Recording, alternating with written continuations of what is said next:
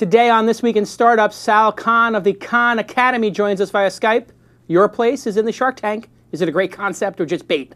And our very own Kathy Choi is going to read the news. Coming up right now on This Week in Startups.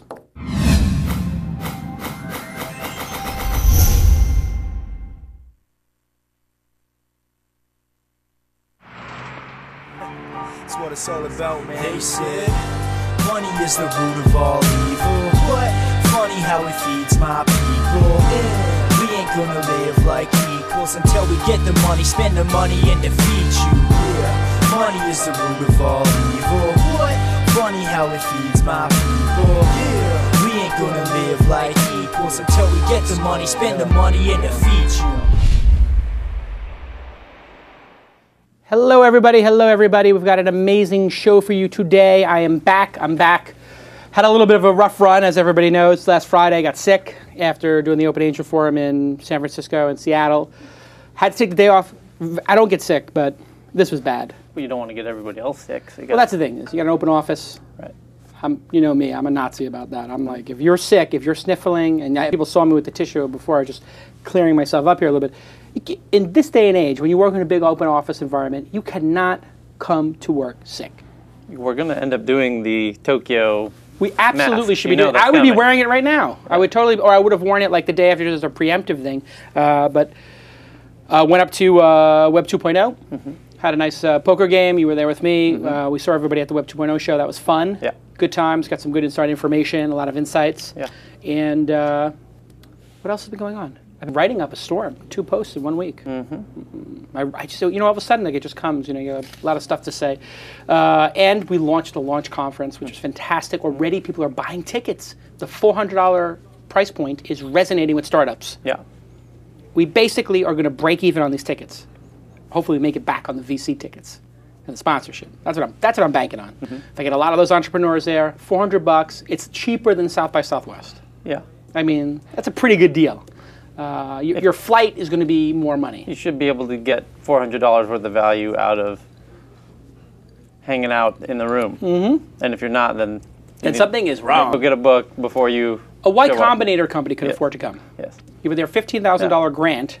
That would be worth spending $400. You make one decent intro and pays for itself. Yeah, exactly. And I'm just really excited to have it out there. And we're going to start the launch newsletter next month in December. So we got some hires, and that's going to be a lot of fun. Really excited about today's show because we have Sal Khan on. Khan's killing it. I wonder how many times his friends make the joke like Khan, Wrath of Khan. But sometimes you hear about things like 3, 4, 5 times. I hear about Khan Academy over and over and over again. I go check it out. I'm like, wow, this is brilliant. Yeah. This is something the world needs. Really interesting stuff. And we're going to introduce Sal in a minute and talk to him. But one thing that I read in the news just yesterday, which is awesome, is that our sponsor, our patron, MailChimp, which I use to send out the Jason Nation newsletter, I sent out 2 this week. I did text only, and I still get some good stats when I do text only. But boy, the delivery rate's incredible. I mean, I don't have anybody complaining anymore that they're not getting the JasonNation.com newsletter. All of that. That is a thing of the past. Leave them unnamed, but this is a whole other level up from who we were using before. Yes, and I don't get those 10 or 20 pissed off people per email. Now I have a 22,000 person list. People sign up and then they decide they don't want it. And they can't figure out how to unsubscribe, whatever. And some of these services make it like if they jump through 2 or 3 hoops, it's like 1 click unsubscribe, like it should be. And they'll put it at the bottom, at the top, and it just works. And their servers are fast and reliable.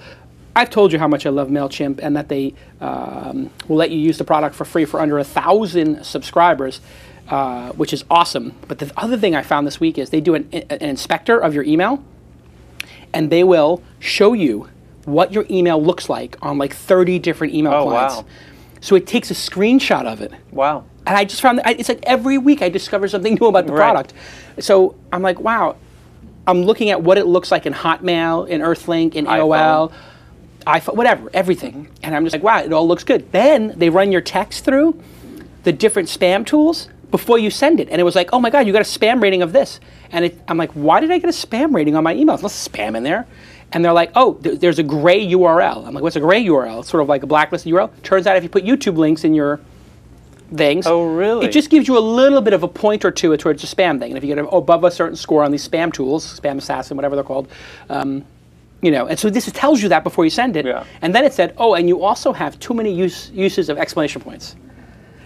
Because when it's like, And hey, like get all free caps money, or get bold or whatever. exactly, get Viagra, exclamation point. So I was like, oh my God, I'm using triple exclamation points to make this point here. I'm just going to take 2 of them off. And I said, you don't have to take all of them off. But I run it through again. Now I'm not going to get caught in spam filters. It's like teaching me. You know, the software is teaching me how to be a better email sender.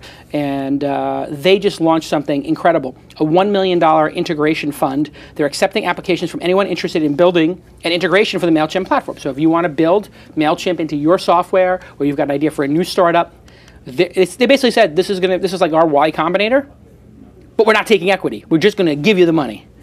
Very smart move on their part. They're going to empower people to use their API. They, you know, as everybody knows, your API when you're a company like that is your marketing program. Yeah. So congratulations to them, and go to MailChimp.com and sign up. And it is your duty, your honor to, of course, retweet. Thank you, sweet monkey MailChimp. You know, you don't have to say it like that, but thank you, you sweet. Can you make the sound like a monkey sound? Thank you. I use that with my daughter sometimes. I go, where's the monkey? Anyway, thank the monkeys over at MailChimp on Twitter. And somebody who does that today will get a free ticket to the launch conference. Do it right now.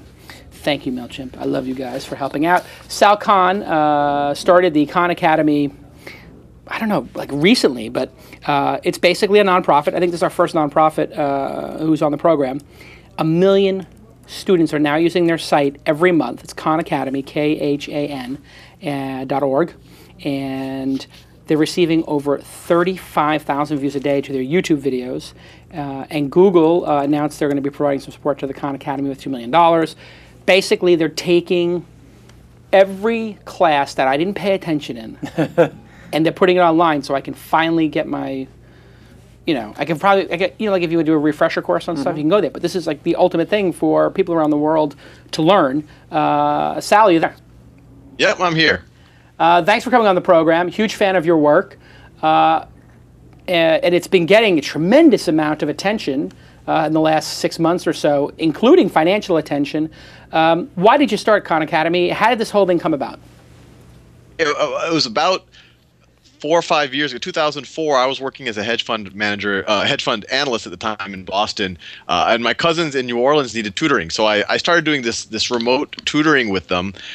Literally, we used Yahoo Doodle at the time, and it worked out well with my first cousin. And I started tutoring her brothers, and then more family members, and it just 2 things happened. It got hard to schedule time. I had a real job, and they had soccer practice and whatnot, and it was a little bit started to get tedious to keep doing the same lecture over and over again for different cousins of different ages. So I actually did 2 things. I actually started writing a little piece of software that gives them exercises and keeps track of things. But the other thing I did, and this is what has really caught on now, I decided to put these lectures on YouTube. And when that happened, there were 2 interesting points of feedback. Is one, they said that they preferred me more on YouTube than in person, and the second point of feedback was that I made them public, and random people started watching them and sending letters saying, hey, I passed algebra because of this, or I now feel confident to go back to college, or I now think I can become a physicist or an engineer based on these videos. And that was just when I had, I don't know, 20 or 30 algebra videos. So I just kept going. It was a fun hobby for me. We eventually moved the fund out here to California, so I was working East Coast hours, so I had a lot of time in the afternoon. My wife was a medical resident. So I just kept recording videos. And you fast forward about until September of last year, I was still working at a hedge fund, and but the site had taken off. And those letters started to roll in at 50 a day of people saying that, some of them, thank you, I got an A on my exam, but some of them were pretty profound, that it was somewhat life-changing for them. I had at that point about 1,000 videos. And it started to get enough notoriety. I said, well, I'll just quit my job. There's got to be a way to convince some foundation or somebody to, at minimum, allow me to get a salary, and even better if we could build out a team to turn it into a real virtual school. So fast forward to right now, as you mentioned, we've had 1 million unique students this past month. Our actual video views per day are now at 150,000. We've had 30 million cumulative views, so it's getting to be a lot of fun. So you worked at a hedge fund, which basically means you're Satan or one of his minions. You're basically just, pillaging, buying stuff, selling stuff, investing in stuff. I mean, these are the guys who brought down, not saying your guys, but whatever. I mean, it's pretty mercenary. You would agree, I'm sure. Anybody who works at a hedge fund would tell you it is. That's the point of it. And then you're going to go to a nonprofit? I mean, what was that like, that moment where you said, I'm going to give up making millions of dollars in a hedge fund and I'm going to go start a nonprofit? Did you make like a ton of money and just decide, hey, screw it, I just want to help the world now? Yeah, no, a few points of clarification. I don't want to be too defensive of our work, but the hedge fund we worked for was a pretty,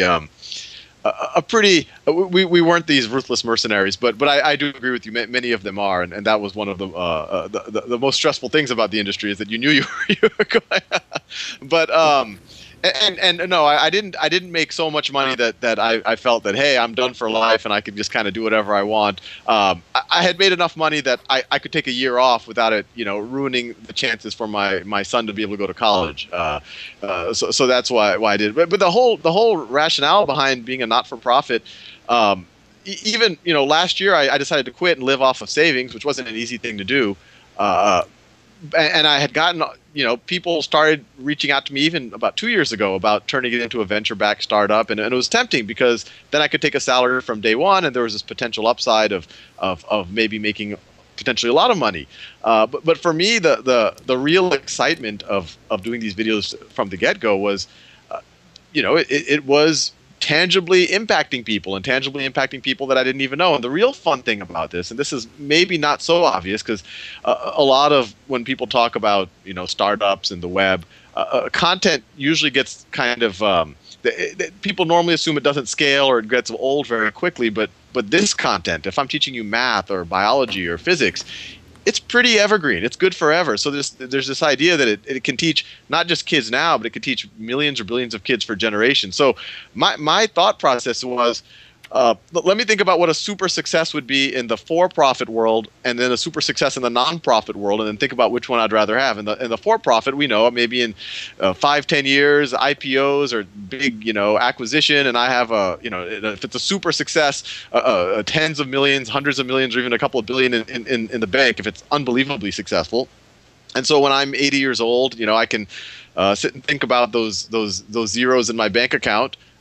Or the other option, if it's super ultra successful as a not-for-profit, and if we really are able to turn it not just into a website, but a true virtual school and a true institution, something that can last beyond a lifetime, then there's this reality that maybe, and hopefully I will last to 80, but hopefully near the end of my life, I can look back and say, wow, many billions of kids have been able to learn from this, and they will continue to be able to learn from this because this isn't going to disappear in any way. It's a real institution. So the latter thought experiment was more compelling to me, so I decided to, my point of view is even if someone wrote $1 billion check to me, I would just stick it in the bank and start recording YouTube videos and try to build this virtual school. So I figured, why have to wait for that? Why not just do it from the get-go and stay a not-for-profit and also get all the goodwill that comes with that. So you're a married guy, you got a kid. I know you got some serious venture capitalists because I hear the stories at the poker games with the venture capitalists and whatnot. You got some serious venture capitalists interested in giving you money to do this as a for-profit. What do you say? I'm assuming you're married. What do you say to your spouse? Yeah. When you say, "Wow, I'm going to go give up at a hedge fund, give up doing this venture-backed thing and do a nonprofit," does that make it more complicated with the family and everything? It was, over the last 2-3 years, or even 4 or 5 years, there were moments where I got really excited about the Khan Academy, and I said, I'd come home at dinner and say, I think I should just quit what I'm doing and just do this full time. This could have huge impact. And the first 2 or 3 iterations we went through that, we kind of looked at our finances. Well, that could be a pretty risky thing to do, especially with the focus being a not-for-profit. Because my upside is I'll make a professor salary. I will not. I won't be a millionaire. So we went through a bunch of iterations, but I think by last year it became at least and maybe I was pretty naive. In fact, I definitely was naive, but I was like, gee, I got to be able to convince someone to be able to give me a grant for even, X amount of years where I can do this full time, because the social return here is it's if we were to sit and do a calculation, it's unbelievable. You can measure it in the billions, and it's not one of these not-for-profits that if the money dries up, all of a sudden the social good dries up. Even if knock on wood, it doesn't happen. But if I were to get hit by a bus right when I walk out of the office right now, those videos will keep teaching. And to keep them out there, you just need the cost of a Google App Engine, which is right now it's running us about $300 a month. So it's not, and even if that were to go down, it's still on YouTube, and so it'll keep teaching forever. So. Just the leverageability and the scalability here is, it's kind of unimaginable. So I just left the job saying, someone's got to buy into this, not knowing anything about raising money in the not-for-profit world. So just looking at the videos, people might be surprised here. I'm pulling one up on the screen, and I'll zoom into it a little bit. You use some sort of a pad or a tablet, I guess, to write and talk over it, so that the teacher, and you're not the only one teaching these now, correct? No. I'm the only one. Right now, you're still the only one. So I'm the faculty. You're the entire faculty. I thought you had added some people, but we'll get to that in a minute. But you do this 100% on this tablet, and there's no video of you. There's no editing of the videos. You just speak into a microphone. You use your, Sharpie, whatever the heck the pen is, and people can see it here. You're sort of writing and talking over it. And what was the decision making there, and how do you actually make these? Yeah, and so just a point of clarification, we have added people. We could talk about that, but that's more on the software side. I still am focused on. I'm the faculty right now. The decision, that form factor you see, it was very bread and butter when I was tutoring my cousin Nadia in New Orleans. Our experience on Yahoo Doodle was something like that. It was actually a lot worse than what you see now. Yeah. And it worked with her. She ended up going from being a remedial student in 7th grade to taking calculus her freshman year in high school. So it worked with her. So I figured, why worry about a lighting and a video camera and have to get a buddy to press record so he can tape me, and me having to shave in the morning and comb my hair. Why not just do screen capture and write? And so I didn't think much about it. I just said, well, this is the simplest, easiest way to get the point across. But since then, I've just gotten a lot of feedback that they actually like it better than a professionally produced thing that would have my face on it. A lot of even researchers have told me that the face is distracting, that this allows you to focus on the content, that it doesn't feel like I'm across the room at a whiteboard or a chalkboard teaching you. It feels like we're next to each other. Or, a couple of students said that it feels like I'm in their head. So it's one of your fans in the chat room, Stefan Wise, we have a live chat audience right now on Ustream, says, Khan is the reason I passed college stats. Is college, when you start thinking about this on a global basis, you start thinking about the massive cost of education. I mean, it's clearly not worth it to spend $25,000, $35,000, $45,000, $55,000 a year like people are doing in college. It's way overpriced. And you could learn the same information this way. Why would anybody go to college when they could start using these systems, except for the socialization and the keggers and whatnot? It feels to me like there's some massive leverage here between the massive cost of a university and the elegant simplicity of learning on your own time frame at your own pace. Do you consider this a threat, or do the people at universities consider you a threat? It's an interesting question, and I think I've obviously been thinking a lot about this, and in any discussion of the value of education or degree, I think it is important to kind of break up what an education is, because I think it gets muddled up a lot.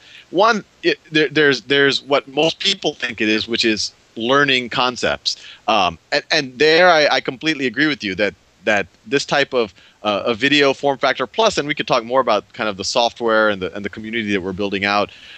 I think you can learn at least as good in this form factor, probably better, because it's at your own pace, on your own time. We get data analytics. We can give people feedback in real time. There's all sorts of things we can do peer-to-peer. But the other aspects of college, there's kind of the socialization, social aspect, networking aspect, shared experience aspect, and then there's the filter. There's the credential. I don't think in the near term Khan Academy even if a Harvard or a Stanford student learns all of their material on the Khan Academy, it'll still be valuable for them to have that Harvard degree, just because that will be a signal to the job market that they have, one in 100 or 1 in 1,000 type academic ability or work ethic. So I don't think it'll be a threat in the near future. I think it will be a threat, if we talk about online learning generally, especially free online learning like the Khan Academy.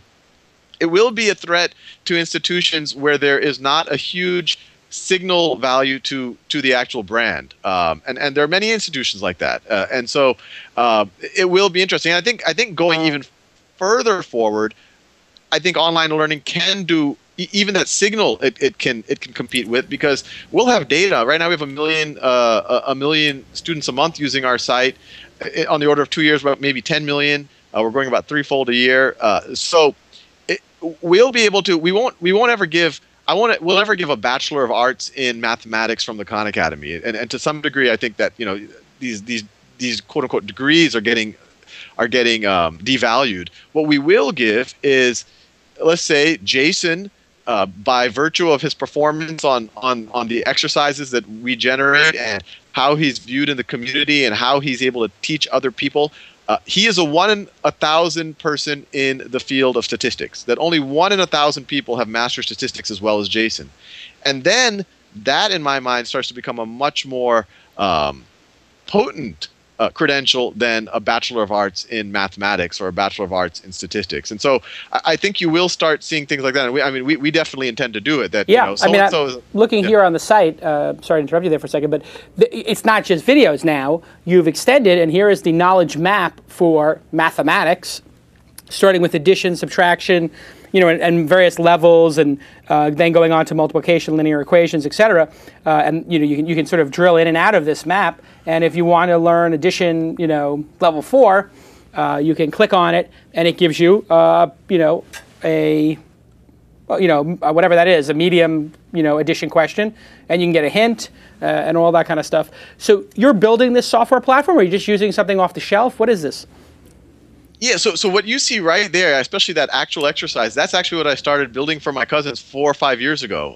Because I could point them to random things on the web to work on stuff, and there's a lot of stuff on the web, but it was just it wasn't structured well. It wasn't all in one place, and the worst thing is I didn't know what they were doing. So I wanted to put a database behind it so I could keep track of when they're doing the problems, how many they're getting wrong or right, and also integrate the videos with it. So that. For example, that module that you're looking at, that exercise, that's actually code I wrote 3 or 4 years ago. We've gotten funding. Half of the funding from Google is to build that out so it covers all concepts K through calculus. We've also gotten funding from the Gates Foundation, about the same amount as we got from Google. We've built a core team out. You're actually going to see some pretty dramatic changes to that application over the next month. It's going to get a lot richer than even what you see now. So it's, yeah, the idea is anyone can start 1 + 1 = 2. It'll generate as many problems as you need. And once you show that you're proficient, and proficiency for us is not 90% right or 80% right, it's 10 in a row, so that we really know that you know it. And then you just keep moving forward from concept to concept on that graph until, we're going to build through calculus with the Google money, but our goal is to cover everything, to cover every analytic subject on that knowledge map. And then there's other ideas in the that we're thinking about for other subject areas like creative writing or something like that. So Bill Gates did a video for you. He's obviously very big on this, personally made the donation. It wasn't from Microsoft, it was from Gates. How did you meet Bill Gates? What was that like? Did he just all of a sudden email you or call you? You had a cocktail party, you had TED? How'd that go down? Yeah. So, I found out about it. I literally just got a text message from someone at the Aspen Ideas Festival over the summer saying, Bill Gates is talking about you right now. And then someone else sent me a text message. And you're like, whoa, I'm blowing up. And I was like, are you sure? Are you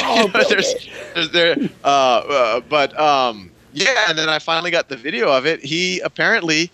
I don't know when he first learned about it, but he's been a big consumer of online learning and video learning for a while now. He's been talking about it, and I've been secretly hoping that he would notice at some point in time. But apparently, I don't know, about 9 or 10 months ago, someone in his think tank sent him sent him the Khan Academy, and then he just I forget the exact words he said, but he immediately replied back saying something like this is unbelievable or something like that. And apparently for the next 24 hours, if the story I heard was right, he watched a bunch of videos and just started getting into it. And so at the Aspen Ideas Festival, someone asked him about education, and he just started talking about the Khan Academy. Actually, so what's the next step in this sort of Bill Gates flirtation? Does he call you? Does he email you? Does some intermediary show up with a check? How does that go down?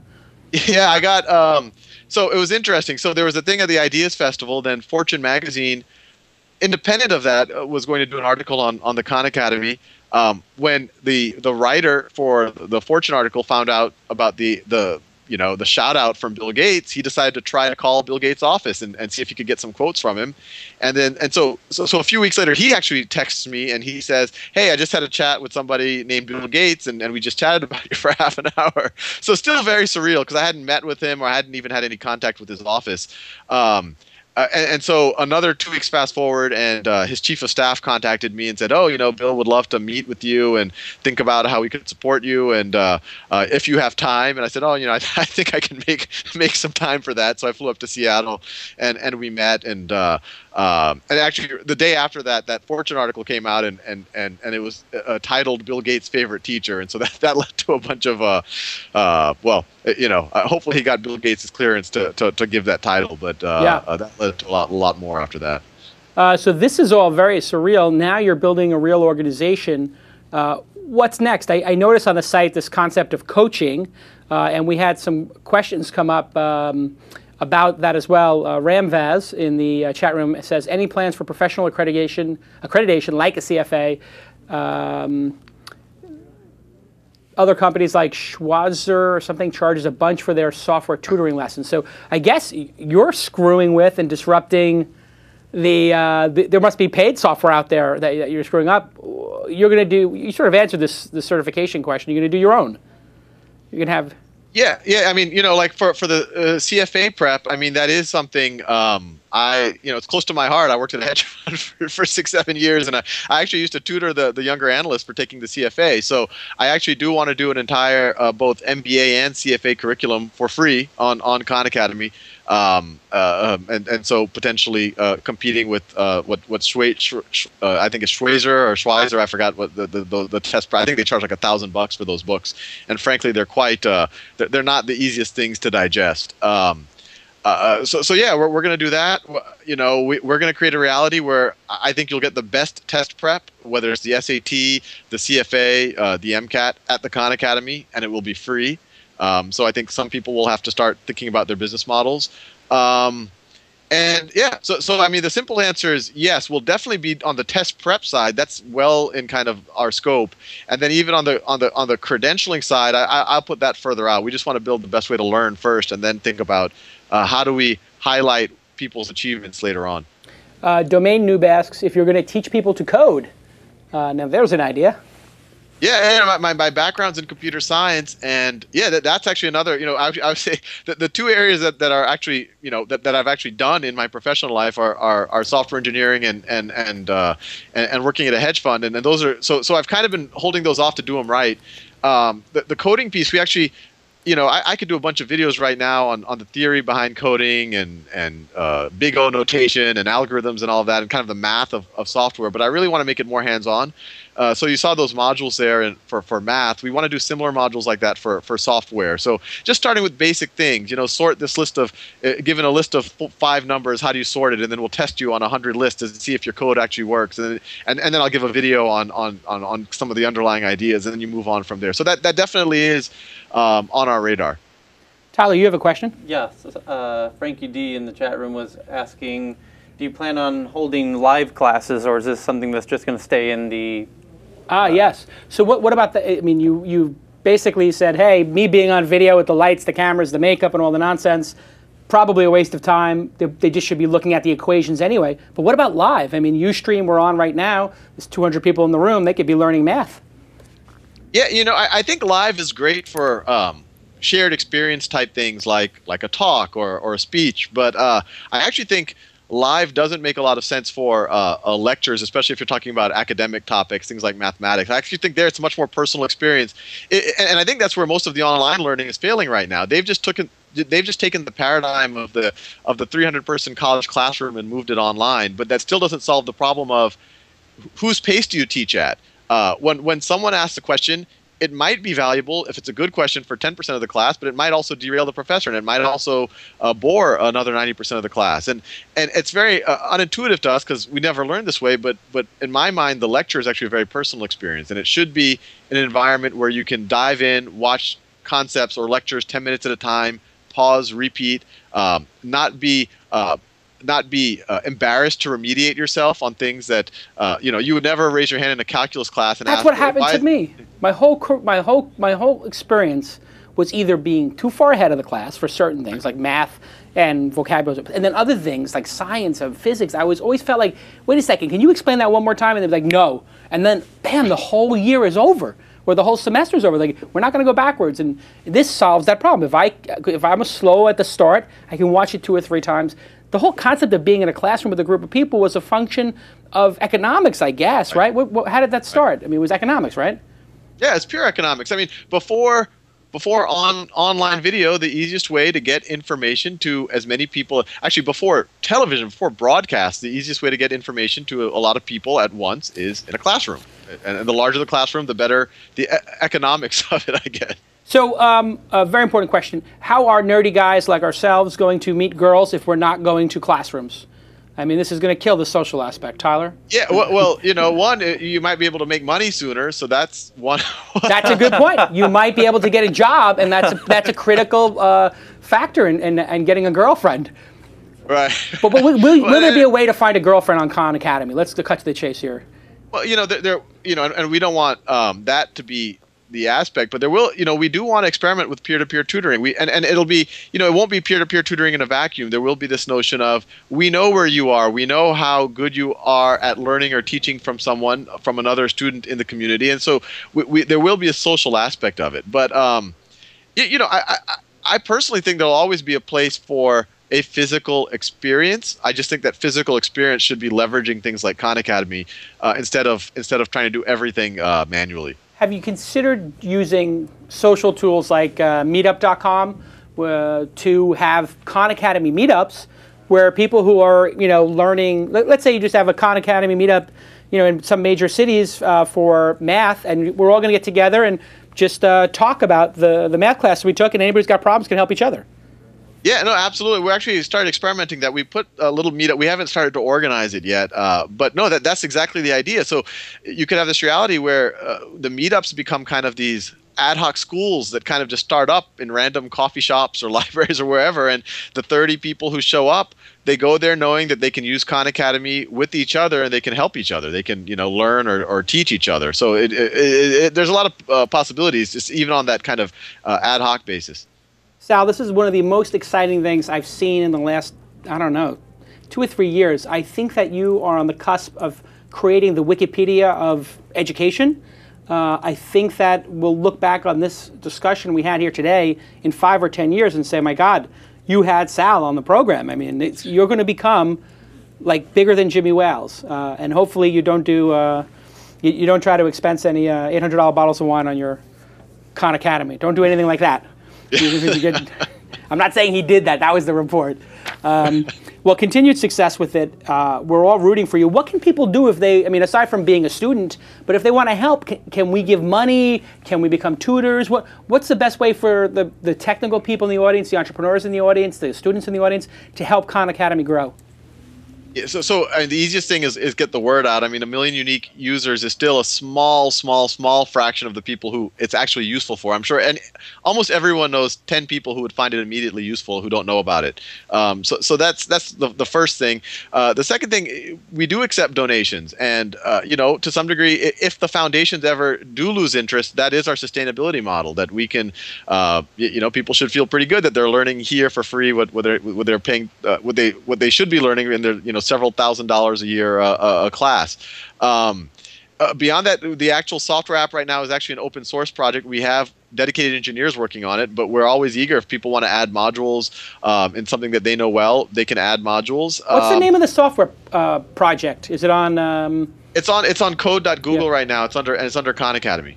Okay, so is there a name for it? Just the Khan Academy software? Yeah, it's just Khan Academy, one word. Yeah. Cool.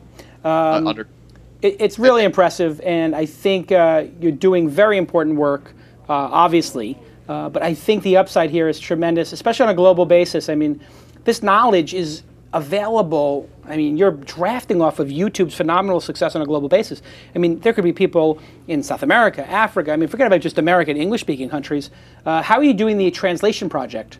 I see the translation on the menu. Are people going to just voice over your voiceover? Yeah, we're experimenting right now. We've got funding. Our goal is to translate into 10 languages. Depending on the language, it could just be voiceover. Some languages, there's some students in Saudi Arabia who start doing it in Arabic, and they're just redoing the videos because the writing, is right to left and all of that, so they have to completely redo them. So we're experimenting. It's mainly volunteer-based right now. We just found that the volunteers do a much better job than anyone we pay to redub things. So yeah, it's pretty exciting. Sal, thanks a lot for taking the time to be on the program, and continued success. This really is an important project, and I'm going to demand everybody who hears my voice right now, the 100,000 people who listen to this program, everybody's got to stop what they're doing, go check it out, retweet it, of course, so you can tell people about it. And hey, consider if you got $10, $20, $100, if you're blown out CEO, maybe you put up $500, whatever. Help them out, because this project is going to get very large, and it's very important. Thanks, Sal. Great, thanks a bunch. Cheers. Well, this is incredible stuff. I mean, it's mind-blowing to me. I mean, and you know what the thing is? It's so simple. You go on the site, it looks like a site that some dude made. Yeah. And it is. He's the only teacher right now. I've got to ask him that question about other teachers, but anyway, I know that he's doing some of them. But I've watched some of these, and I'm like, hey, you know what? I never got physics. Right. And I felt so ripped off, because in the education system, if you're not like one of the brightest, or you're not a total screw-up, what happens? You just get left behind. Yeah, it's just like, hey, just shut up and nod. And hopefully, where were you in that? I did okay. It's cool. But sometimes you were in that middle section of like people who are like, I don't really know where we're at right now in month 3 of physics. I never had that problem. You never had that problem. No. You could be able to keep up. Yeah. Never like, No. And if you're a bad kid, they're going to put you in detention. They're going to, give you a hard time. The bad kids get more attention than those other kids. Those are the ones I'm concerned about. No, I used to teach down in the harsh parts of LA. Right, you were you were a substitute teacher for a while. I was subbing, and I was initially focused on math because this really speaks to me. And it would trouble you to learn. And this is just, I'm being very straight with you. The high school in LA, the not so great high schools, the freshman, sophomore classes are doing single-digit multiplication. Wait. High school? High schools. He's doing multiplication? Single-digit multiplication. Like 2 times 7? Yes. I think that's 14? Yeah, but then I switched over to doing the computer classes. Yeah. And that was a whole different world. It's like the kids are really engaged. When you put a computer in front of them, they are engaged. Well, they got some mastery, right? They just... It responds when they do something. Yeah. And the classroom's dead silent for the whole hour. Where you go into a math class, English class, history class, it's utter mayhem. Bedlam. Yeah, if it doesn't explode, it's a good class. I mean, if the class, if nothing gets on fire, it's a good class. This is the thing that's making me crazy right now in this country. We went up to the Web 2.0, and we're talking about, and I wrote my article yesterday about the talent bubble, incubator bubble, angel bubble. We are seeing this, bifurcation of opportunity in this country, for lack of a better word, let's use opportunity, where Google is giving 10% more to everybody. Developers are getting massively rewarded. I'm not going to say disproportionately, but it is disproportionate to the rest of the people in the country, of course. And hey, I'm not a programmer, but I'm drafting on that same trend. You are as well. That there's haves and have-nots. And what would it take for somebody to qualify for an entry-level position doing HTML or CSS? Google Analytics, data, trending, SEM, SEO, or stuff. I could train somebody to do that stuff so easily. That's what 6 months. So when I started teaching the math stuff, because I figured this is really important, and it was very kind of scary now, like this is not going to get fixed. This actually could fix it, because you could tell the kids, go home and watch these videos. And take those tests. And they'll watch those videos. Yeah. and take those tests. They're not going to go home and read, and they're not going to go home and do whatever. But you can say, go on YouTube. I want you to go on YouTube tonight. Yeah, sure. And watch these 10 videos. Yeah. And they'll do that. So, but the other part is exactly to your point, you can, and this is why I went into the computer side of things, teach them Excel and things that they potentially could be very useful with. You know what also is very useful? DNA mail. Oh, God, DNA mail. They're going to help you succeed in business by moving your mail to the cloud, and you'll get your Google Apps or Microsoft Exchange hosted email services for free. Free activation, free setup, free 24-hour support right here in Los Angeles from people that care about you. 99.9% uptime guarantee. Do not let your business suffer from subpar communications. Sign up today and take advantage of their 30-day free trial. I'm telling you, there's a lot of places, even Facebook. They were talking about the mail program, and they said, oh, what does mail.facebook.com go to? Hosted Exchange. The Exchange product line, Outlook, a lot of us in the industry talk about Gmail or this or that. We like web. A lot of people, a lot of serious business people, a lot of big businesses, they still run on Microsoft Windows, $600 computers with Office. They got to use Outlook. There's no equivalent of Outlook. Gmail's not Outlook, I can tell you that. I mean, I invested in Rapportive. That's trying to make Gmail a little more like Outlook. But Gmail is not Outlook. As much as people like it, Gmail is good for lightweight, Outlook's good for business. And if you got all those business folks at your company, like a team of 200 or 300 salespeople, they want to be on Microsoft's products, and they're great. New Office, get that Microsoft Exchange hosted email service there, or put your Google Apps there. They have been the longest tenured sponsor of This Week in Startups and the This Week in Network, in fact, the entire network of 22 shows. DNA Mail, everybody loves DNA Mail. You know they do. Yeah. And it's your Geary right now to say thank you at DNA Mail, thank you at MailChimp, and thank you at Khan Academy for making this week in Startups that excellent. Let's do a Shark Tank. I need money. What I want, that's what I want. That's what I want. What I want. That's what I want. Ah, yes, the Shark Tank. Hey, interestingly enough, not another one. No. I didn't say what else is interesting. Let me guess. Some producer approached you about doing some kind of Shark Tank. I swear to God, I kid you not. Number 6 now? Or we're up to number 6. And I'm telling you, this might be the time that we wind up on television. Because you're going to be like, who's the old guy who was with Donald Trump all the time? Yeah, remember the old guy, the curmudgeonly guy? Yes. Before he put his kids on? George. Yes. You're going to be my, Elliot really should be my George. Yes. Which means you got to be the woman. I'll wear a wig, yeah. No. But you're going to be like, like Gordon Ramsay's got that other guy. You're going to be on the program. And Lon would have been on the program, but he quit. Lon would have loved this episode. Poor Lon.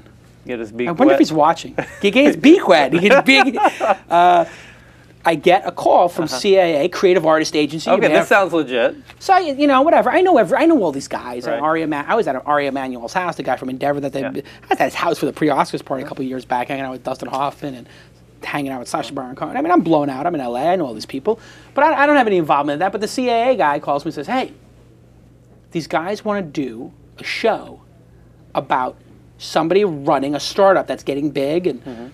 The trials and tribulations. It's for a cable channel, like a respectable one. And this is somebody who's done, like, if you were to make a list of the top 25, I can't say what's going on, but if you made a list of the top 25 reality television series of all time, you'd have a handful. I'll have to leave it at that. Okay. So I said, come by the office next week. We'll have like 10 discussions. And then they'll never call back. Right. That's my prediction. Did you tell them that? That's exactly what I told them. Yeah, come by. We'll talk for 3 weeks. I told them. I said, listen, I know that you're really excited about this, but it's never going to happen. That's exactly what you're going to come by. It's going to get really exciting. You guys are going to write up a bunch of stuff, and then you're going to disappear. And you're not even going to call me back and say, hey, here's what happened. Here's what happened. Because it's just you guys just dropped these. You're fighting. At the network level, it never gets past somebody there. In Hollywood with the stuff, they never want to have a difficult conversation. So the idea, it's like, oh my God, we're going to change the world, And then they never call and say, you know what, the people who, control the distribution, they're not ready for it right now. But hey, you never know, let's keep in touch. They never have the presence of mind to do that last phone call that just says like, hey, because that's negative. They only want it to be up. I don't know. Maybe that's the right way to be, just avoid all negativity. It feels very phony though. Anyway, I would do it at this. I'll tell you what, on the conditions I would do it. If it was somebody with a really good track record, and I had some upside in it, like a little bit of, beak wet. the beat got a little wet, and if it helped Mahalo in its ascension, we're doing really well right now, making a lot of money, getting a lot of views. The videos are doing very well as well. Speaking of Khan Academy, we're sort of Khan Academy for how to make cranberry sauce, but educating, or how to solve this video game, right. Or whatever, how to make green tea. We have a little Khan Academy in us, and we're not teaching algebra, but and nor do we need to. But yeah, I think that would increase the footprint with advertisers and traffic. So I would do it for that reason. I think you could probably get TV could probably drive a couple 100,000 people a week to your website. Anyway, it's time for a Shark Tank. Brian Wilson is on the phone. Brian, you're calling from the 832. Where is that? Houston, Texas area. Houston, Texas. Houston Rockets. Not so good this year, huh? Not a fan. Ah, okay. Neither am I. You know the rules of Shark Tank. You're going to pitch us for 60 seconds. We wish you the best of luck. After you pitch, everybody in the chat room will absolutely savage you by ranking you on a scale of 1 to 10. First based on the pitch, and then next based on your idea. So if you're in the chat room, you could put 7/7, and that means you think it's an okay to good idea, and an okay to good pitch, and okay good idea. You could put 10 and 2, and you could say that was a perfect pitch, but the idea is terrible. In this case, who knows what it's going to be. No, I don't score yet, people in the chat room. Already got those wise guys in the chat room decide they're going to score before the guy's even gone. Brian, are you ready? I'm ready, Jason. Okay, there's absolutely no pressure. The show is only being downloaded 100,000 times by venture capitalists, angel investors, and everybody in the industry. You've only invested in a few of these yourself. And I've only invested in a company. Yeah. In 3, 2, 1. Yourplace.com is a fun way to explore and discuss great places to live. We provide locally generated neighborhood reviews for the 62 million people a month searching for real estate information online. Wouldn't it be nice if people could read local reviews about a place to live before they buy, just like they can for books, cars, travel, and computers? Well, with Your Place, they can. Our industry leaders, Zillow and Trulia, provide great community information. But at Your Place, you can find authentic local perspectives about a place, the good and the bad. It's what the locals think. We launched just last week in 3 cities and are now intensely focused on engaging our users and promoting quality contributions. Jason, if you believe like I do that real estate online can be more fun and engaging and less of a chore, then I'd like to talk to you about being an advisor or an investor. Thank you. Okay. I think you did that in about 52, 53 seconds. You have a great domain called Your Place. My God, that's a great domain name. Yeah. Thanks. I said to myself, with a domain name like Your Place, this person is obviously serious. That domain probably cost low thousands of dollars. Maybe got lucky, got it for under $1,000, but I'm guessing that's a $3,000 to $7,000 domain name. I could see somebody spending $25 on it. I might spend that much on it. People, could do some damage with that. Especially with local going as hot as it is right now. Absolutely, local's on fire. The revenue is starting to happen. The local businesses are starting to understand technology and utilize it. Foursquare, Gowalla, Yelp, they've all raised the awareness of local businesses. And then, of course, Google's Hotpot. We're going to try to have Lior. Actually, you hooked that up. We may have the guy from Hotpot on the show. There is a feature in the New York Times called What It's Like to Live In. And I remember when I was a kid, it said Bay Ridge, where I grew up, Brooklyn. And it explained, this is what it's like to live there. And I said, wow, that's a really good thing. I mean, moving is a massive, massive considered purchase, if you think about it. Because you're purchasing that city. You're purchasing now a school for your kids to go to, a place to pay taxes, and a home, and a car. So you're, potentially. So there's going to be 3-4 purchases that go on around this, which means there's money. There's a real estate agent who's going to make money. There's going to be a school or it's going to make money. There's going to be a car dealer. There's going to be an insurance person maybe. There's all those service people, dry cleaners, whatever else you use in the city, parking, whatever. So this could work. Looking at the site, not a bad design. Looks like it was, I would say, professionally done, but like prosumer, like high end of the consumer sort of market. It doesn't look like it was designed by like a A-class design firm or an A-class internet company, so this looks like it's a pre-angel company to me just by looking at it, and people should know that. When I look at something, this is why every time I'm in a discussion with a potential investment, I was in one yesterday, I say, just show me the product, because if I look at the product and it's executed well, I can tell in an instant. And so can an internet user. And looking at this product, yeah, I can tell in an instant that with the domain name, with a decent logo, could use a little work, but decent web design, reviewing a city is fun, add a review. Right there, boom, a call to action. And then down here, city reviews by locals. Here is a review by this guy. Boom, we're going to get you right to that information. And you can tweet it, and you can give a compliment for that. You know, the only concern I have is that people are going to be, and look at that, badges, this person's an expert, and images that you can go through.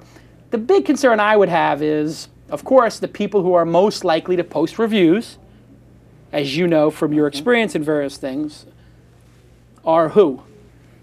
Yeah, not that someone who has an interest in, you know, promoting themselves or whatever. Yeah, so the super fans are going to love, oh my God, this is the greatest RG Lounge I love. It was very nice. The walnut, shrimp, and the Peking duck at RG Lounge in San Francisco we went to. Again, perfect. So we're going to be fans. We're going to write great things, and there's other people have a bad experience because they had a hair in their tofu like we did. It's the 1-star, 5-star conundrum. Yeah. So anyway, I think your pitch, it was clear, which is great. It wasn't inspiring, but it was intriguing. You obviously had some motivation there. I could sense some energy. So I'm going to go as high as 7.5, I feel. The idea is a moneymaker, number one. And if executed well, and you're off to a pretty good start, I think could be the start of something bigger. So I think this is a great way to, because it's sort of like if you're getting married and you use the knot, they also have a website called The Nest, and for when you buy your home and you nest, and I think the stork or something, which is for when you have your baby, because that's basically the way it goes down. You get married, that's what I did. Then you get your house, that's what I did, and then you get your baby, that's what I did. That's what you'll be doing soon. So anyway, you get your house there. Right. Well, now there's a lot of other things you need to do. Now you're living there. Yeah. This could be a way to actually get into the local news market, which I don't think is a great market, but that's a whole separate story. Anyway, that's what I give it. I give 7.5, and I give the idea as a starting point, I think a 7, with, if you get critical mass on it, could become an 8 or a 9 quickly, because we don't know what could be added to this, such as maybe lead gen, like, hey, if you're coming here, what if we set up interviews with schools for you? What if you make a trip here and we pick you up at that's what I would do. I would create this is the greatest idea, oh my God. I would create a VIP service with this, where whatever your top cities are, you have an ambassador for that city who works for your place. And for $300, they take you out for the day to visit the schools, to visit the 2 best restaurants for lunch and for dinner, to visit the mall, to visit the real estate, and to meet 2 real estate brokers, and they drive you around the city and do a VIP tour for $300. That person makes money, and your place, you know. So take a tour of the city from our independent tour city operator. So if you were thinking to live in some place Boulder, imagine you went for 2 days, and they take you out in the afternoon one day. They take you out for dinner the first night, and then they take you out during the day the next day. That's a 24-hour thing, and you fly back the next day. Be amazing. Yeah. Anyway, Tyler, what are your scores? Take me through your thinking. Yeah, the thinking here, the pitch, I think people would do well who are trying to craft their pitch to watch this one, because he does a lot of things incredibly well on a technical basis. Such as? I mentioned the competitors and how they're different. Very few people do that. Like, just straight out named them. Yes. Right? And said, but here's how we're different. What was the name of the competitor? Zillow. What was it? Zillow and Trulia. Zillow and Trulia. Zillow and Trulia. Yeah. Real estate sites. Yeah. Yes. And he addressed you, and he had all these hooks in there. It was really well crafted. Yeah. But the overall, and the delivery was very smooth. Yep. But it was, going back to the Japanese jazz one, it didn't have this authenticity, X factor, authenticity factor, right? Yeah. It felt like an infomercial. Maybe let me ask you this, Brian. Did you practice a lot? Oh yeah. Okay. You may have practiced a little too much, because one of the important things when you're pitching is you may have practiced so much, you may have watched so many Shark Tanks that it became too formulaic. Hi, I'm Brian, and I want to tell you about your place. Right. Your place is a place where you can have your dreams come true. You know, like you don't want to get into that category of what did I use the term, bags? Yeah. You didn't come across as that. You didn't come across as a D-bag or anything. No. But you could quickly get into that if your pitch is too polished. The tone, just the overall. Just tone. Yeah. You have to say it like it's a conversation. Right. That's the key. So what you want to imagine is, not that you're presenting on This Week in Startups or on stage at the launch conference February 23rd and 24th, San Francisco. Get your tickets now at launch.is. You want to pitch like you're just talking to a friend. Tyler, I've started a company called Your Place, and essentially we're going to aggregate reviews, just like Yelp does, of places you could potentially live. So if you were going to move to Boulder, you could see people who live in Boulder, how long they've lived there, and sort by how many years they've lived there, and their ratings. You can see what the schools are like, the crime. We're going to pull statistics for this, and help you make a decision. A real easy way to break that is to force a question into the equation, in a sort of sincere way to say, just almost trivia question style. How many people do you think live in Boulder? Or all of a sudden they're forced to really be engaged. So the question is a good one because it means the person has to be paying attention. Correct. It's like when you're zoning out with your girlfriend and then she asks you a question. Right. And you're like, oh my God, I haven't been listening to her for 30 seconds. What was the question again? What are you talking?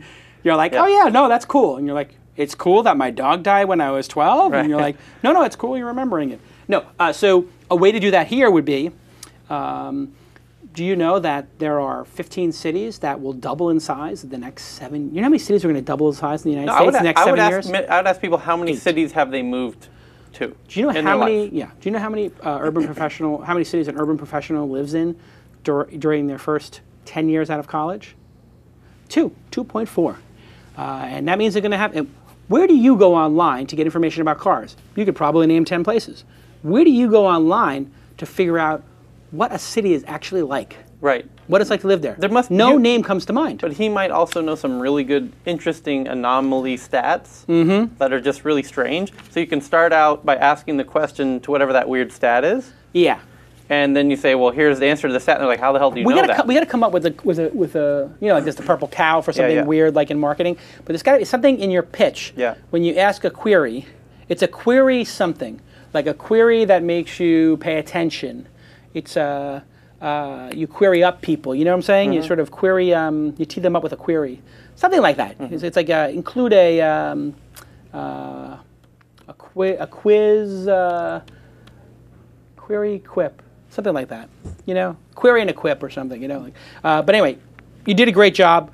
People in the audience. My God, I didn't look at the room when it was going. What were the scores like? Can you scroll up in your chat room? Everybody give the scores again. Oh, there we go. I see 8-8, 6-7, 8 for the pitch, 7 for the idea, 9-9. And that says Brian's mom.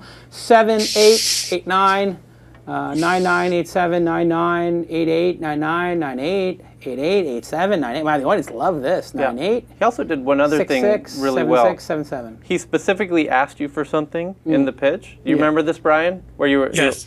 And the reason he didn't even remember, this kind of gets back to my point though, why he didn't respond to it. Yeah. Like you were awesome to ask it, and everyone should do so. They should have a specific ask that they're asking for. Oh, at the end. And he did it too. Yeah. But it kind of went over your head because of the delivery of it, which was sort of my point. No, I got it. He wanted me to be an advisor, an investor, yeah. But it was there was a whole passiveness to the pitch that it needs just a tweak to be a little more engaging. What would have been interesting is, one thing you can do is you could say, we need 3 things right now. Number 1, we need you to go in there and write a review of your city. Number 2, we really need you to tweet this to your friends right now and ask them to take a look at it. And number 3, we need to get Jason on our board of advisors. So if everybody could tell at Jason to join the board of at your place, we would be really thankful because we really need your advice and product advice. Right. Blah, blah, blah. So anyway, sometimes we say, hey, there's 3 things. People's minds are like, oh, wait, what are they? Yeah. Okay, you did great. I'm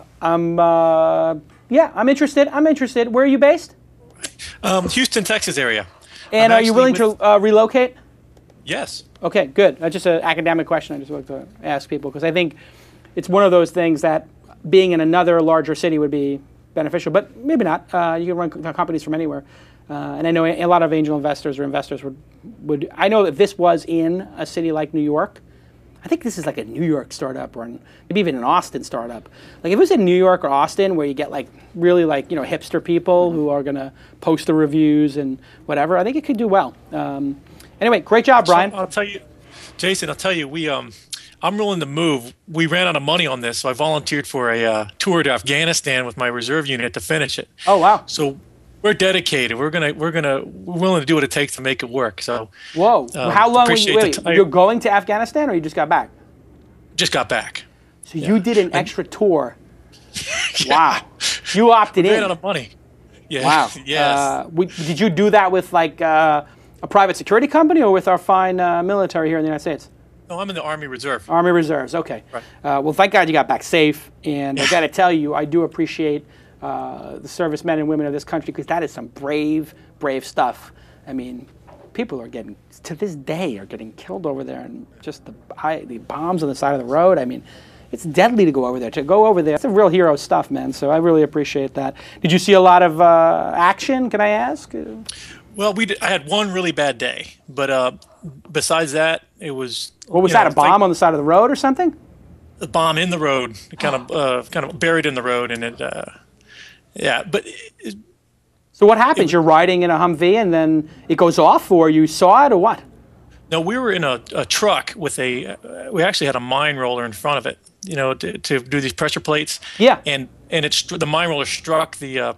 We actually were delivering soccer goals to this school and passing out school supplies to these folks, and then so we go in our convoy and do that. I play a soccer game with the kids and everything like that, And then on the way out, while we're doing that, they're planting a bomb on the way out for us. So on the way out, wow, we get hammered, and it comes this 200-pound bomb, hits the bottom of the truck. But good news is, are the trucks plated under there or no? No, but the mine roller caught the impact. Hit it, so it blew up the engine and everything, not the crew compartment thing. Whoa! So maybe 5 feet back, we're not talking to you right now. But there's a lot of guys doing that stuff every day. I was, for me, my job was a lot safer than what a lot of people are going through there. But I just, bottom line is, I'm glad I got a chance to talk to you, because I want to say thank you for everything you're doing for all of us out here. This show and all the support you give to entrepreneurs, we really appreciate it. Wow, that's really nice of you to say, and the feeling is incredibly mutual. What I do sitting here with Tyler, drinking iced tea in an air-conditioned studio is nothing compared to, I don't know if the Hurt Locker is actually correct, but that story you told me, my hair's going up on the back of my neck. I'm like, my God, I don't know. I mean, I'm a tough guy, and I don't know if I could do it. You did have to use an AK at one point with the Karatezu forum. It is a true point. Even even in this show, there was an AK-47 and a lightsaber have come out on this show. It is a full contact sport sometime, but I will admit, it was plastic. It was in fact plastic. And a knife. And then actually, I have a knife from a Green Beret sent me a knife. I have a lot of service guys who watch the show because I think they're really entrepreneurial. I sent that to you. Who said that to you? I did. Oh, that was you? I carried, you don't even know, I carried that knife around the office here. Yeah. Like everyone in this office knows the knife very well. That was your knife. It's an M9 bayonet. It's an M9 bayonet. You were getting crap from everybody. Yeah. Hey, somebody go get me my M9 bayonet. I think it's in my drawer. Tell Crew to get me my bayonet. I swear to God, it's in my drawer right out here.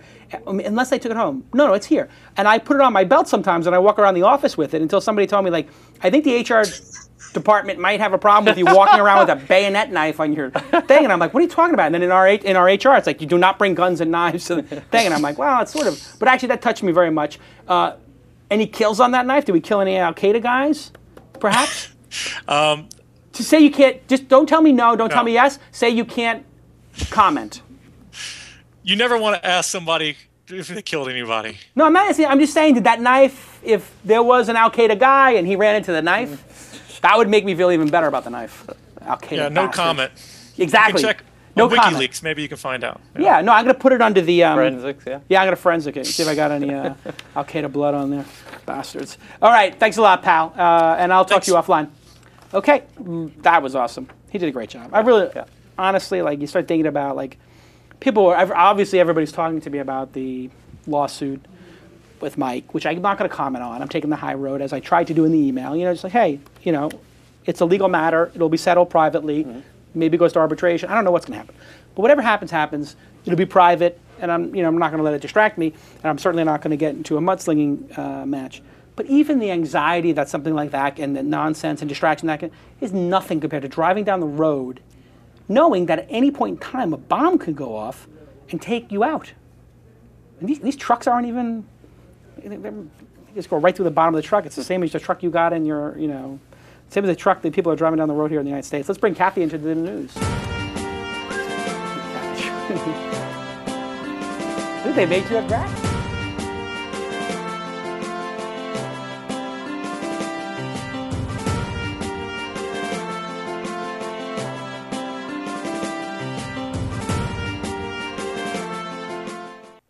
Wow. Kathy Choi is here. Kathy, welcome to the program. Thank you so much, Jason. You look very professional. Well, you were a newsreader before? You've done video work. I've done video work, but I've never read the news, and especially not for this show, so I'm pleased to be here. Thanks for coming in. What's in the news? Well, actually, I want to know what happened earlier this week at Web 2.0. Yeah. You guys were there. This is an invitation-only summit. It's, 300 or 400 people or so? Yeah. That attended. What did you find were the highlights of that summit? The Web 2. It's a good question. The Web 2.0 summit is. It was very big in 2003, 2004, 2005, standing room only, because there was nothing going on in the industry during that sort of down market after 9/11 and after the sort of like bottoming out of the economy, the recession, et cetera. So this was like the only game in town. Yep. Now it's not the only conference in town. It's prohibitively expensive, like $4,000. So it's a sort of small group of people who goes. It's not as elite anymore as like the Wall Street Journal D conference. That is, although the Web 2.0 says it's like an invite only, they basically let anybody who will come and pay. At the D conference, the Wall Street Journals, that is in fact, you can apply, but they're sold out, and it is CEOs and VCs and founders and not very much else. At this one, it's a lot of management team people, so you might have a lawyer, or you might have sales and marketing, or you might have the director of technology, sort of a mixed bag of folks. And I don't think there was anything massively breaking, except for maybe the launch of Path. Was one thing, Dave Marin's new startup, which was pretty cool.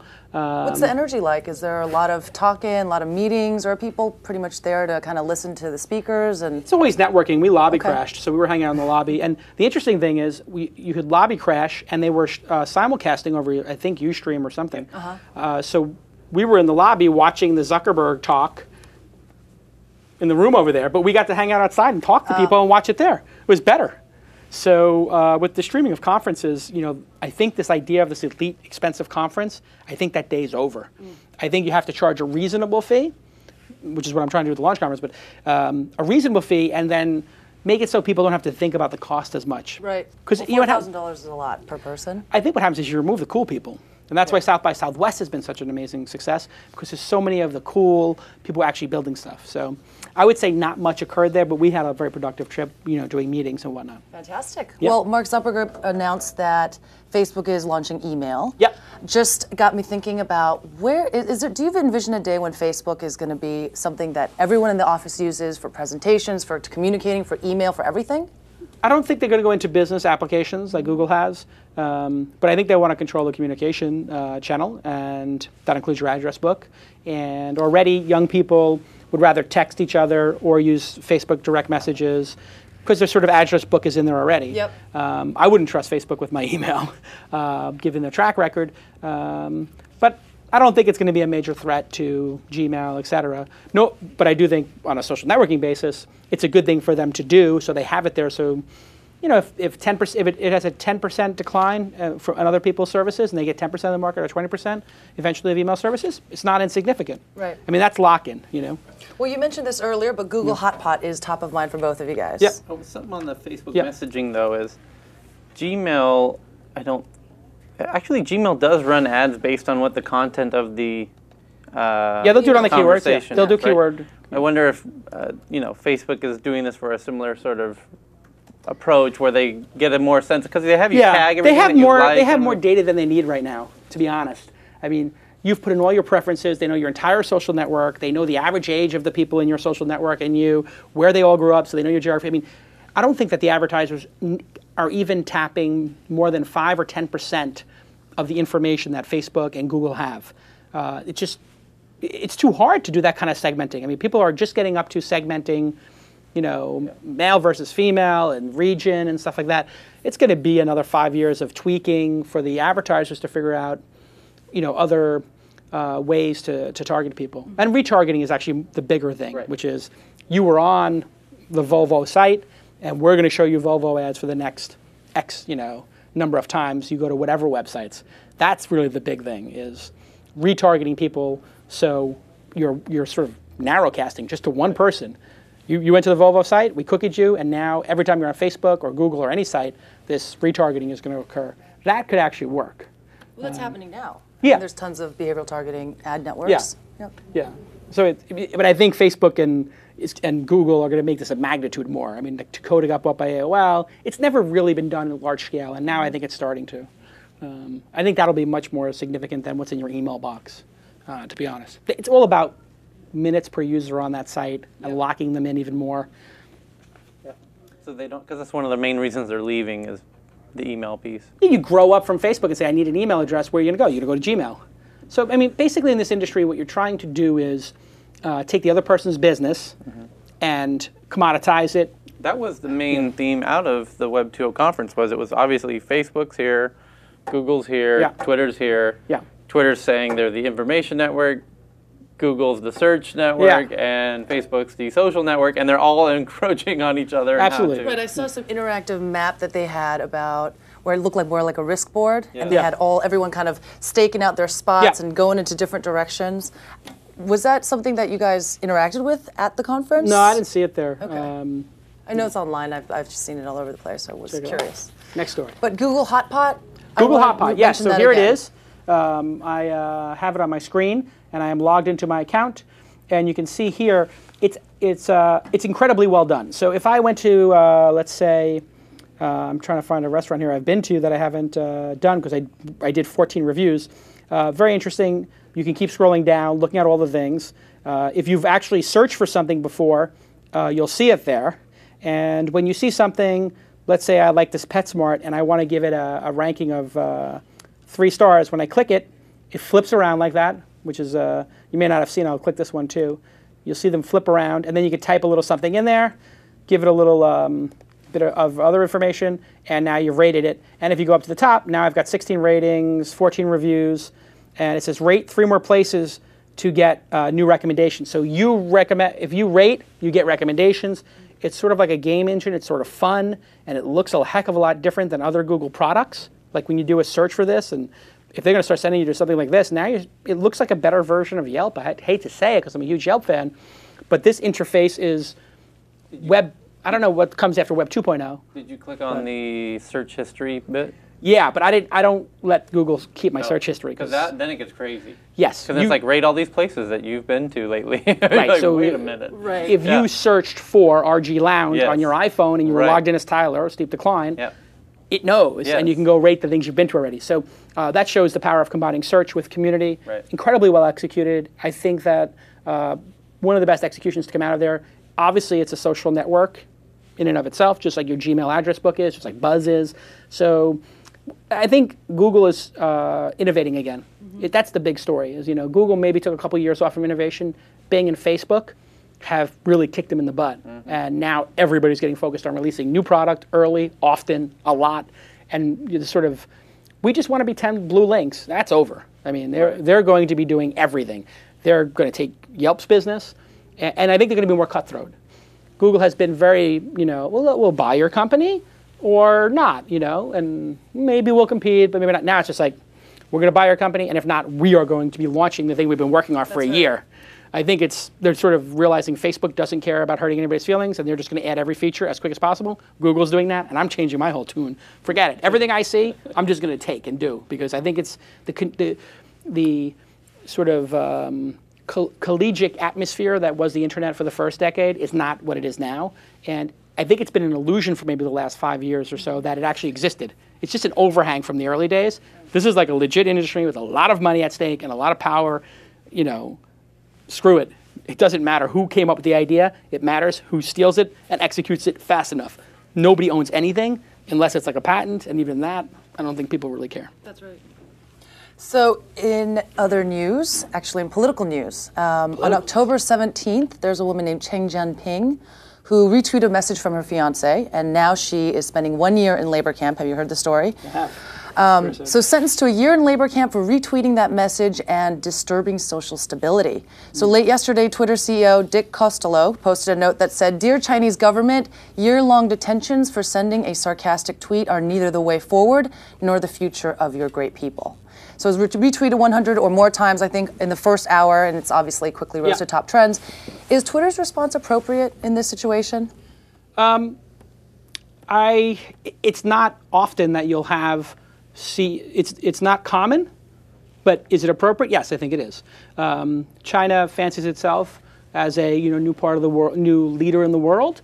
You can't put people in jail for expressing themselves, and you can't have it both ways. You can't be part of a free economy and a free communications platform like the internet and democratic societies who you're exchanging goods and services with, and then put people in jail because they're. I mean, and all she said was like, go young people who are protesting or something like very mundane. It wasn't like she said assassinate the president or anything like that. Even here in this country, if somebody says that, the FBI comes and visits you, and then maybe you go to jail for a week, but you're not going to go to jail forever. I mean, so I was shocked that he said it, but I think this is based upon Google standing up after Yahoo folded. Like a deck of cards. I mean, Yahoo was just horrific in their sort of turning people over. I mean, they had a bigger issue because they were operating in the country. I think American companies don't believe they're going to be able to operate in that country and win. He thinks he's got nothing to lose. So I think it's a nothing to lose situation now. American companies are like, Google's like, we're not going to keep servers there. If you want to block your people from going to Google, that's your call. And I think that's going to be Twitter's position. I think it's going to be a lot of people's positions. Like, if you don't want us in your country, then don't. Because we're not going to get a fair shake and compete in that country anyway. Right. I mean, the stuff that goes on there on a political basis and with bribery and, I was told by somebody they just will shift the traffic from one service to another. So, like, they'll just take your web server and be like, oh, Wikia? Yeah, we just shifted their traffic to Mahalo or, whatever. They'll just, like, literally do things like that and turn people on and off and screw with their internet connection, make their site slower. So it's really gangster over there still, but it's getting better. So I think it's just part of the process of them.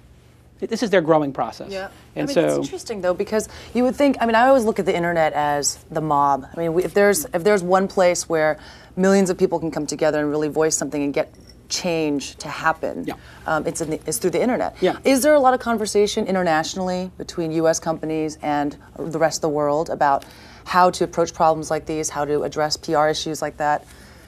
Is there a lot of best practice sharing and conversating about how to really make that next step? It's one of these things I don't think with China, it's one of these where you just don't know what the reaction is going to be. Sometimes they're incredibly tolerant, and other times they'll come down hard like this. I think it really varies by province and the location in China and who got their feelings hurt. Who was offended. I mean, it's very opaque. It's not very clear what exactly is going on and who's running what and why this person was jailed. There might be some backstory to it. It might not be that they tweeted. It might be that they had this person under investigation for a long time and they just thought this would be a convenient excuse and it's just some local issue, not like a sort of thing. The good news is. I think it's really good that American companies are saying, you know what, we're going to take what's right and ethics and morality above, and it makes me proud to be in this industry because other industries don't think this way.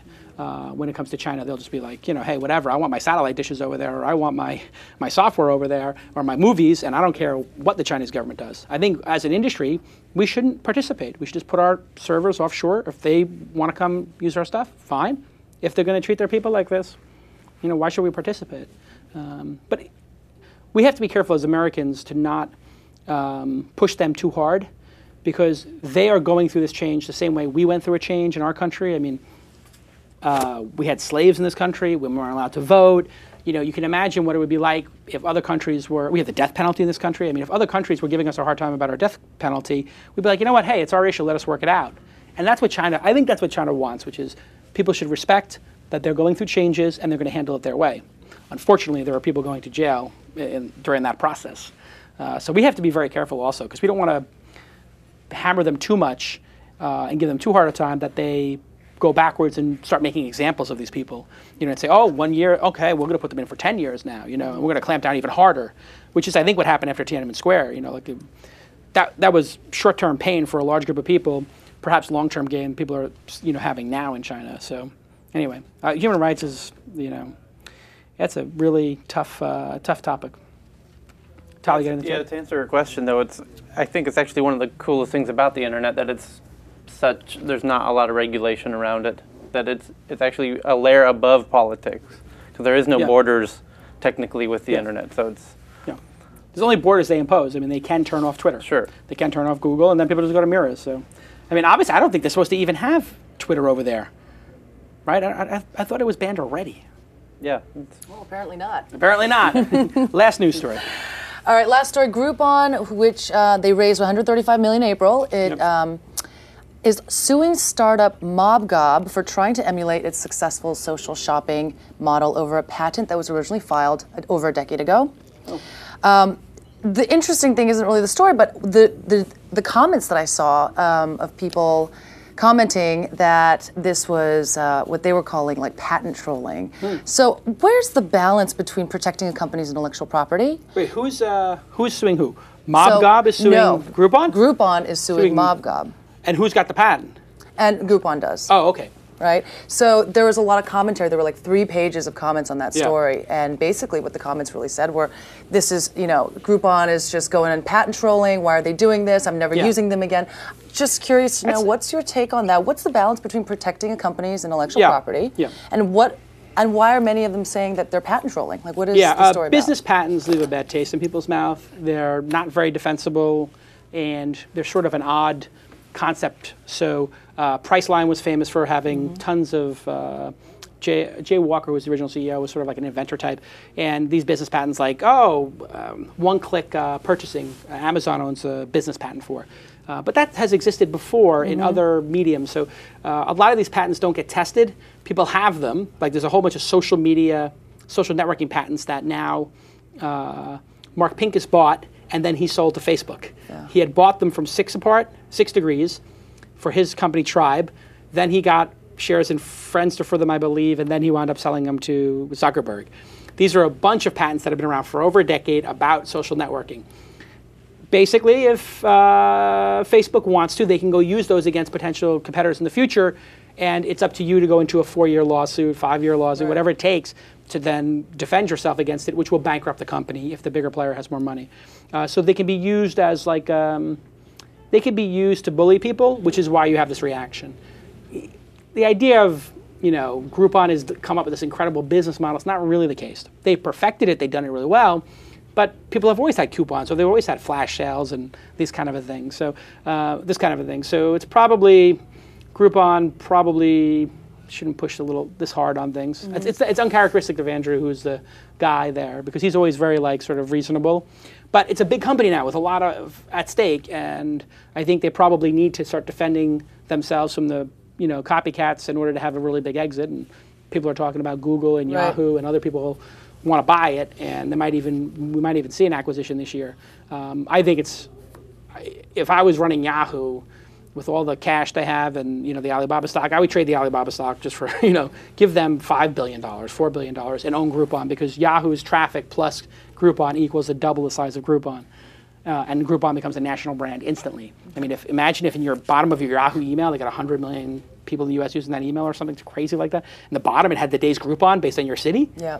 I mean, bingo, they just got a revenue model. And why Yahoo hasn't just knocked it off is just a testament to the fact that they don't have any product people there who are, or they don't let the product people there actually execute. It's not even a product there. That's just business.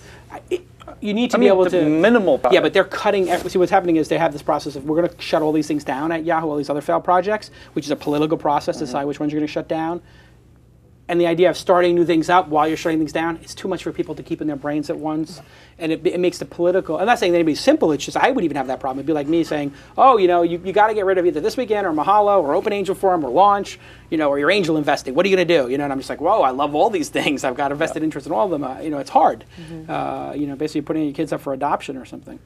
I was just making the point, it's not really a technological engineering It's not that hard. But why a Yahoo You're right, or an they can't AOL? focus on it right now. A Yahoo or an Yahoo and AOL have no ability to create product. That's the bottom line. At this point, they just cannot get a good product out the door. If they could save their entire businesses by knocking off Groupon and putting it on their homepage. Easily save their businesses and have $1 billion extra in revenue, and their valuation would go up, and the stock market would be excited about them. They could raise money again. All those kind of things. I mean, how exciting would it be if you went to Yahoo every day and there was a deal there? I mean, how many? If Groupon can sell, how many Gap the coupons, real question is how many could Yahoo sell? If every kid coming out of Stanford can clone Groupon, why can't Yahoo? Absolutely. I mean, if that's really, it's well put, because half of the companies applying to Open Angel Forum for 6 months of this year, not half, but a large number of them were, we are the Groupon of X. Right. We're the we sell a platform for Groupon. Everything was Groupon, and yet Yahoo or AOL cannot photocopy Groupon. Right. Like literally, I don't even code, and if you gave me 30 days, I could code it, and I'm not a coder. Lon could code it. All right. Is there any other stories? Nope, that's it. All right. Well done. You did good. Thank you. A little nervous? A little bit. Okay, but you did fine. You did fine. Thank you to MailChimp. What a great sponsor. What a great supporter of the program. And what a great program. I use it every day. Thank you to DNA Mail. Oh, these guys are great. They've been a great supporter of us from the beginning. And thank you to Khan Academy. That's something really special, so go give them some of your attention. Just tweet, hey, Khan Academy's cool. I listen to them on This Week in Startups. Or you can tweet the This Week in Startups when it comes out. Brian did a great job on Shark Tank. Thank you for my bayonet knife. That's awesome. I'm so glad that's not in here, by the way. Yeah. Weren't you guys calling for it right before I came in? I was going to just said, Jason, jam it right please to death. don't. It's so awesome. And thank you to the crew, another flawless show, and in continued innovation here. I love the This Weekend crew for making this place look beautiful, crystal clear images. Its quality is going up, up, up. I love it. We will see you next week, and our big 100th episode show is December 10th. We have huge guests coming up. That crazy founder of Scavenger, the guy who in the New York Times, they were saying this guy's like crazy and whatever, a young kid, he's going to be on. My boy Josh Williams from Goala is going to be on. We're having the Investor Roundtable with CrowdRise and ProFounder, two of those things I've been talking about a lot. Like the things I'm obsessed with, I have on. So I'm very, interested in this idea. You might get the guy behind Hot Pot. And we're going to get him because I emailed my person Karen who runs PR at Google, and I told her like, hey, my people are reaching out. I just want to let you know because, I feel bad they did an end run around you, and she was like, oh no, it's totally cool. We'll totally get him, if he wants to do it. So we'll see you next time on This Week in Startups. That's what it's all about, man. They said money is the root of all evil. What? Funny how it feeds my people. Yeah. We ain't gonna live like equals until we get the money, spend the money, and defeat you. Yeah. Money is the root of all evil. What? Funny how it feeds my people. Yeah. We ain't gonna live like equals until we get the money, spend the money, and defeat you.